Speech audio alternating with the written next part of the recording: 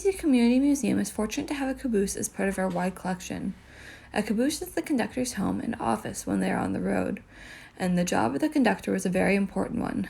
The conductor is responsible for every part of the train except the locomotive, which the engineer manages. It is vital that these two work together to keep the train on schedule, just as it is vital for the conductor to know who and what is on the train and where each of these things or people are supposed to end up. The importance of the conductor means that they do not work alone. They are assisted by one or two brakemen. The brakemen also have been known as trainmen if they are working on a passenger train. These men throw switches as well as couple and uncouple the cars of the train while making sure that the train runs safely as they do so. The head end brakeman rode in the locomotive cab, while the tail end brakeman, sometimes known as the brakie, rode in the caboose with the conductor. These jobs came with risk, as in the days before air brakes, the brakeman had to climb on the roof of the train to both manually set and release the brakes. Nowadays, the section of the caboose children often enjoy climbing up into when visiting our museum, but it has its own name and is a vital part of the train. This raised seating is called the cupola, and it is where the conductor and brakeman would sit when traveling with the train. From this raised seating area, they are able to see the length of the train and keep an eye and nose out for hot boxes, which is the overheated axle bearings. When these bearings overheat, it is possible that they could catch fire or seize up and cause the train to derail, making this a very important job when it comes to train travel. On top of watching these risks, the conductor and brakeman would also keep an eye out for other things, such as equipment that might be dragging, fires that could have been caused in some other way, stray travelers who are not supposed to be on the train, loose straps, and loads that may have shifted throughout the journey.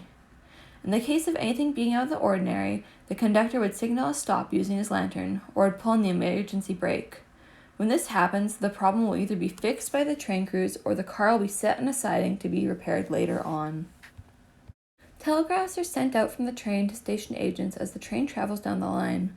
A train order board is displayed on the approaching train, which informs the train crew to pick up the orders. In order to do this, orders are copied and put in the metal brackets on a wooden hoop. This hoop is then used to pass orders to the locomotive crew and the caboose crew. These orders will be read and reread before they are executed, as each end of the train will receive the same orders. Esterhazy's own caboose has one of these hoops on display inside. In early days of train travel, the caboose was the conductor and brakeman's home away from home. Often they would fill the caboose with personal belongings which would uniquely fit them. Esterhazy's caboose has a series of different items on display within it which mirrors this, including a saddle and pair of snowshoes. Though conductors often went farther than this, they would even paint their own symbol on the roof of their caboose in order to have an easier time finding it in the rail yard.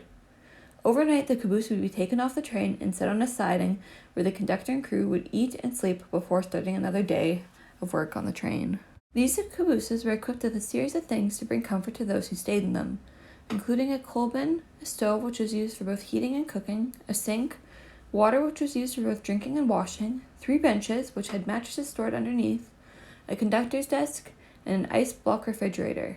Cabooses that are newer no longer had beds, but instead were upgraded by having electric fridges and ovens. Cabooses were a large part of train history, though, like the Esterhazy Railway, it was eventually phased out. In 1988, the Canadian Transport Commission gave permission for the Railways of Canada to replace the long-used caboose with a new end-of-train unit. In the fall of that year, the caboose was removed and the conductor moved their work to the front end of the train with the engineman and front-end brakemen. This change still remains in place.